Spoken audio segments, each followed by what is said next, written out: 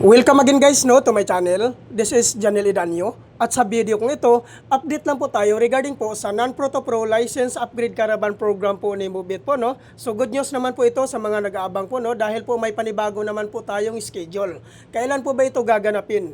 Gaganapin po ito guys sa May 10, 2025 po. Araw po ito ng Sabado. So take note po guys, bukas po ito Kung ikaw po ay gustong sumali sa programa na ito, pumunta lang po kayo sa Move It Training Facility po sa Marikina City.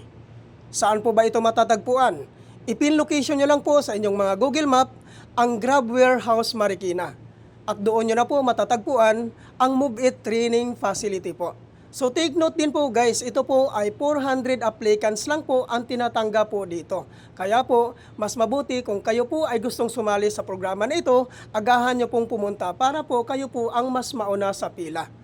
So ano po ba ang mga requirements na kailangan po nating i-prepare before po tayo pumunta sa Move It Training Facility?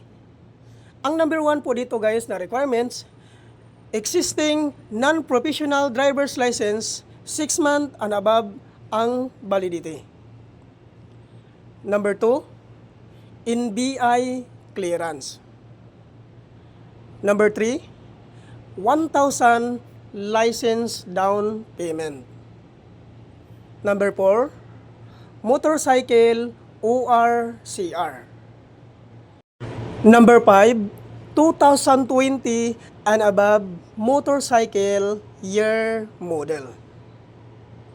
Number 6, no LTO violations. Number 7, tax identification number or TIN number. Regarding naman po sa mga hindi po nakapangalan sa inyo yung mga motor, ay kailangan nyo lang pong gumawa ng authorization letter. At hingian nyo po ng 1 valid government ID si owner at papirmahin nyo po ng 3 beses sa baba. At tungkol naman po doon sa mga sikanhan po na pagkabili ng kanilang mga motor, ay kailangan nyo lang po magdala ng deed of sale. So yan po lahat ang mga requirements na kailangan po nating i-prepare before po tayo pumunta sa Move It Training Facility po sa Marikina City. At ang kagandahan din po dito guys pag once ma-activate po dito kay Move It, maabil nyo po ang zero commission. Ano po ba ito ang tinatawag na zero commission po ni Move It? Ang ibig sabihin po nito guys, pag once ma-activate po kayo dito, hindi ka po kakaltasan ni Move It sa kanilang commission sa loob po ng 2 linggo. So ayan po guys, napakagandang pagkakataon na ito dahil po walang bawas ang iyong kita po sa loob ng 2 linggo dahil hindi ka po kakaltasan ni Move It sa kanilang commission sa loob po ng 2 linggo. So ayan po guys kung ikaw po ay non-professional driver's license holders po so pagkakataon nyo na pong i-upgrade dito ang inyong lisensya.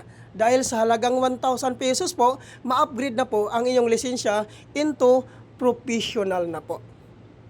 So napakaganda po nito guys, napakarami na pong natutulungan po dito ni Move It guys regarding po sa programa na ito. Kaya wag nyo na pong sayangin ang pagkakataon nito kung ikaw po ay gustong sumali dito. So pumunta na lang po kayo sa Move It Training Facility po sa Marikina City po. Ipin location nyo lang po sa inyong mga Google Map ang Grab Warehouse Marikina. Thank you for watching.